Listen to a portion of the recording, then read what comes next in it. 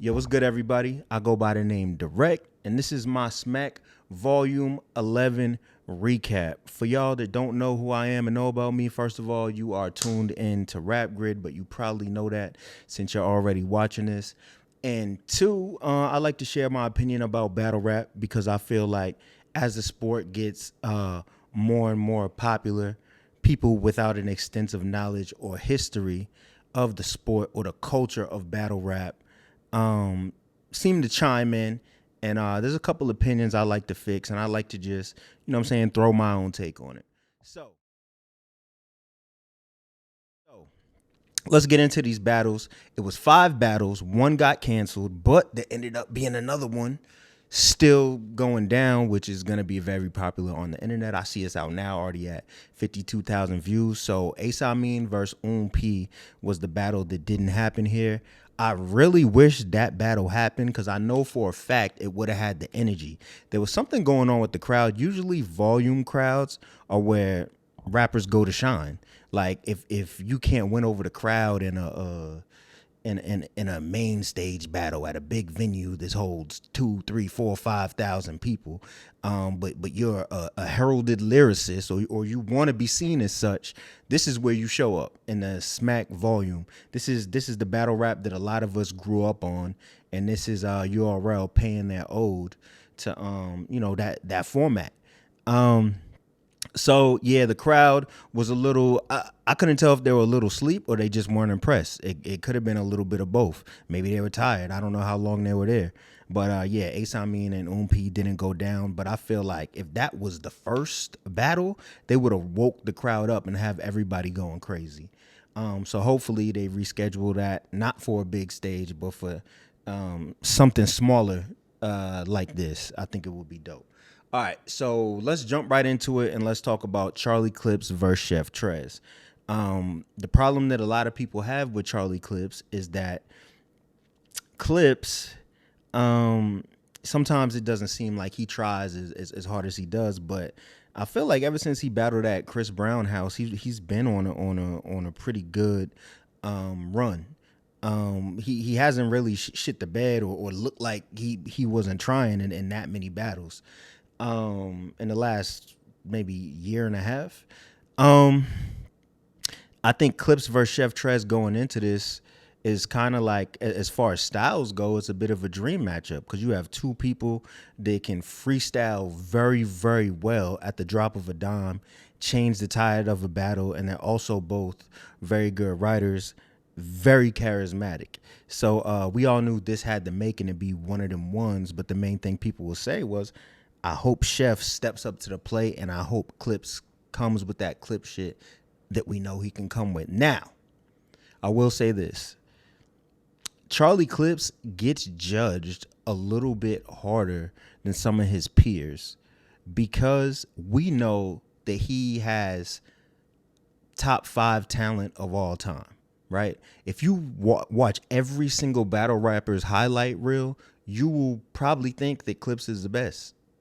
Probably between Clips, Hollow, Tay Roc, and a few others.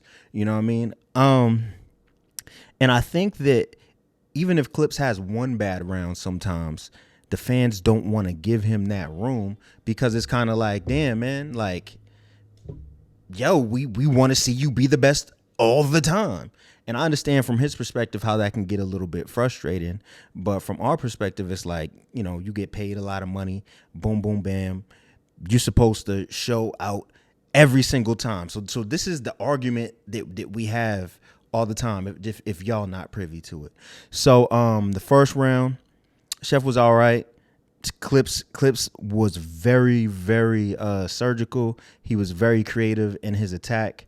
I think, like he said the line about I made URL bring the chef to me, and then he was like breaking down different like menu items, and I don't think anyone has extensively took that approach against Chef Trez before. Second round, Chef Trez really turned up. Very good round from him. He had a lot of lines I liked. And I said, okay, this might be one of the ones if because it looked like Chef was just going to lose after the first round. Then he stepped up to the plate. Charlie Clips at the beginning of his second round, he he had like a Golden Corral line that didn't really hit. And this is something that went on with Clips in this battle that you don't see that often. Usually people want to say, oh, Charlie Clips, you freestyle the whole round just because you can. We want to see you come 100% prepared and right. I think in this battle, that Golden Corral angle didn't work and it killed some of his momentum. Of course, he had bright spots because he's charismatic and says little conversational things in between. So I give that second round to Chef. So I had it 1-1 going into the third round. The third round, I felt like a couple of Clips angles didn't work.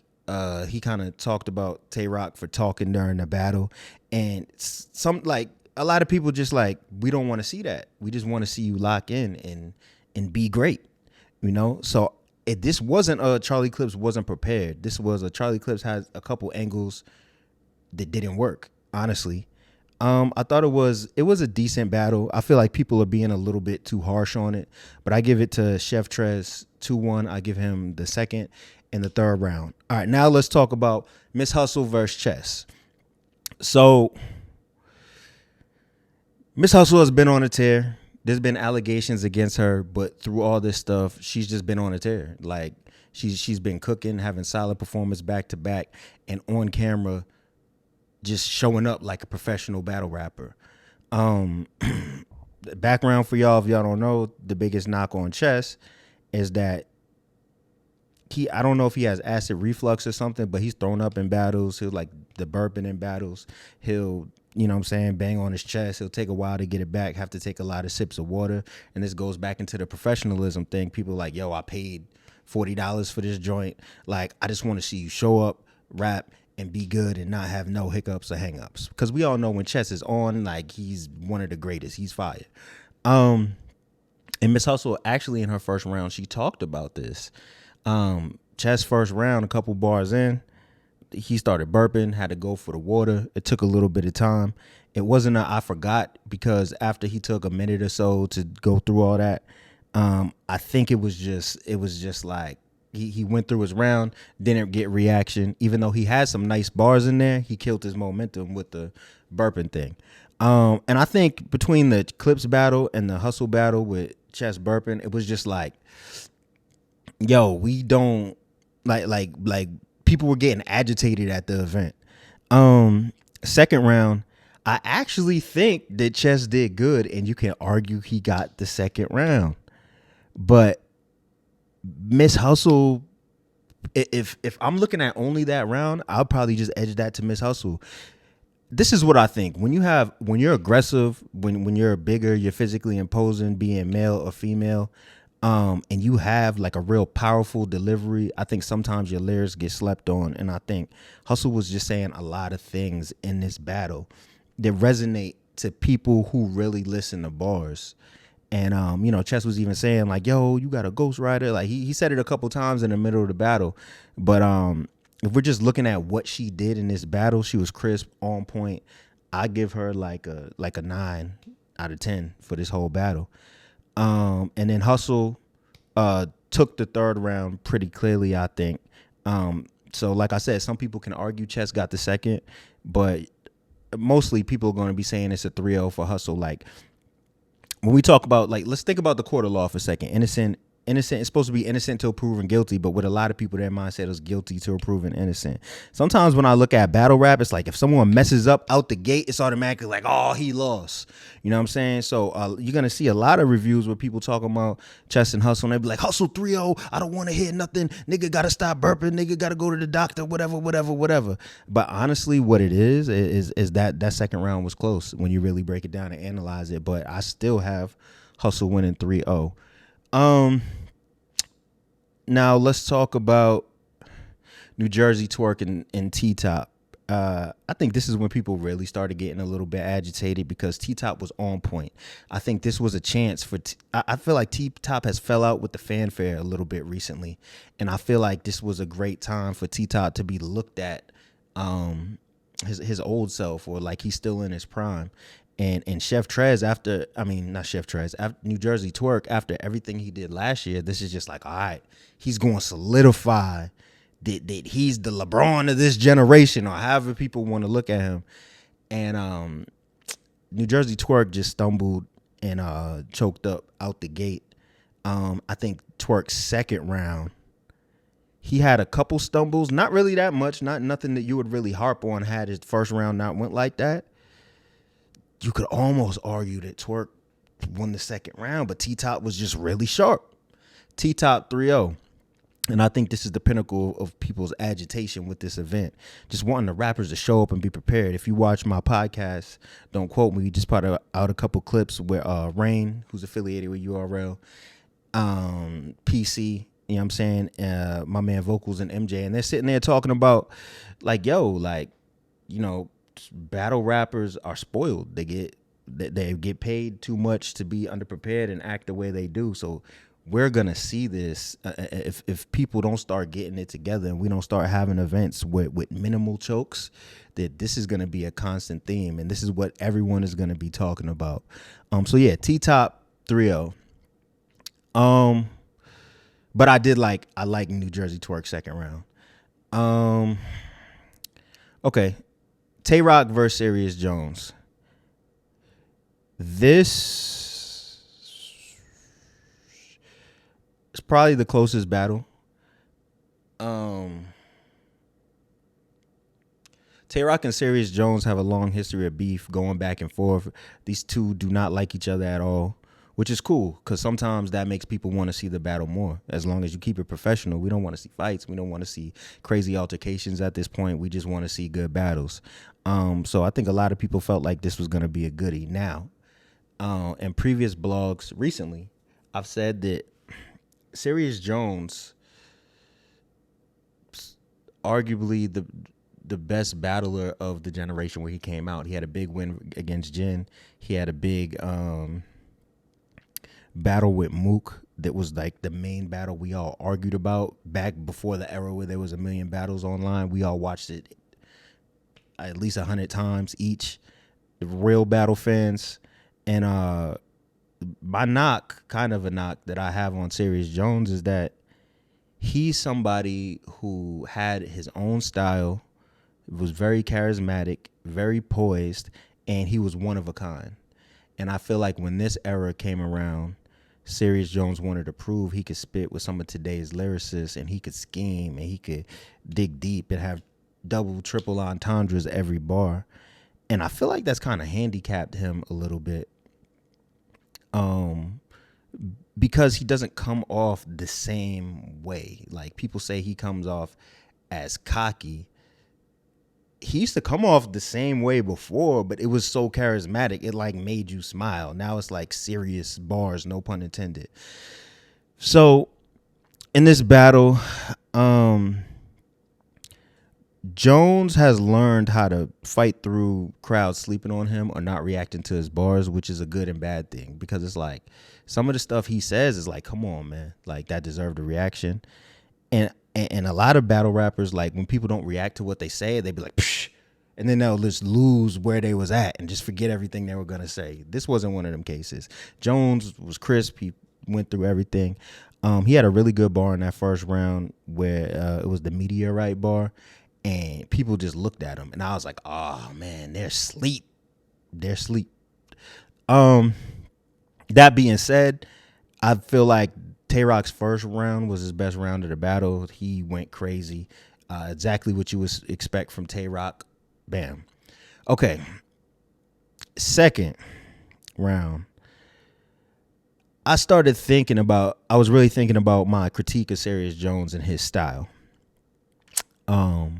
And he had a rhyme where he was like, the CompuBox. Like, you know, if you watch boxing, that's I guess the stat that they use to count like the power punches and jabs landing and stuff. He had a line where he was like, the CompuBox, like it was hard, and it wasn't really reacted to.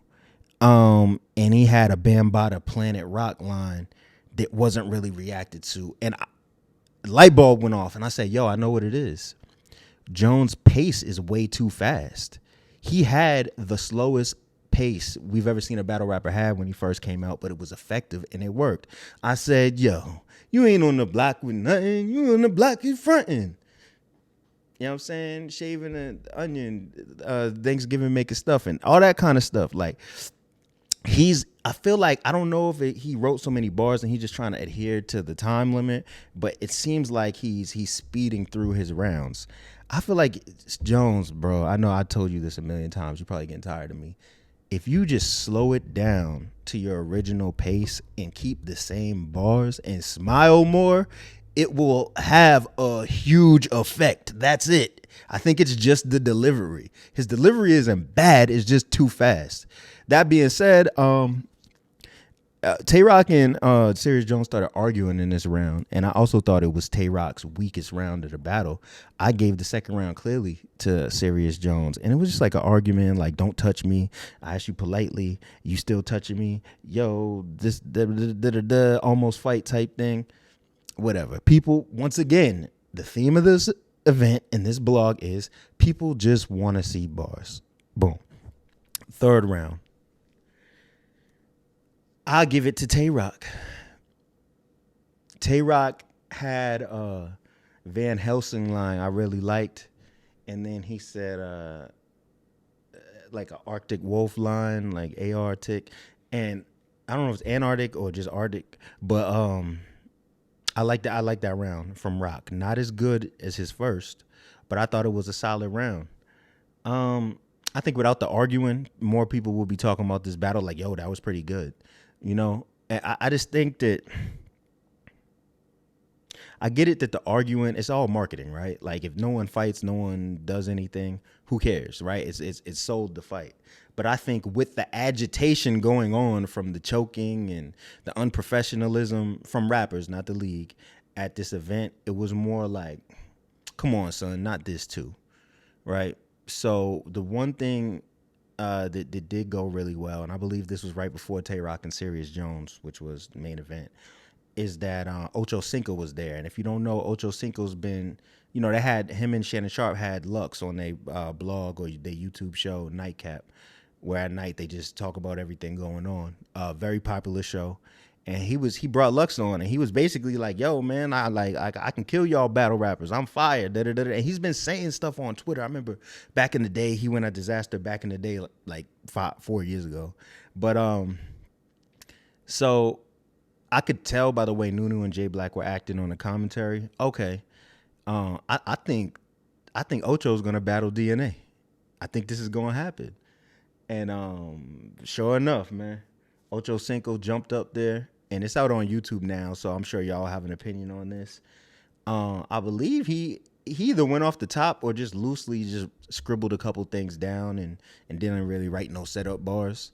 You know what I'm saying? He rapped maybe like 12 bars.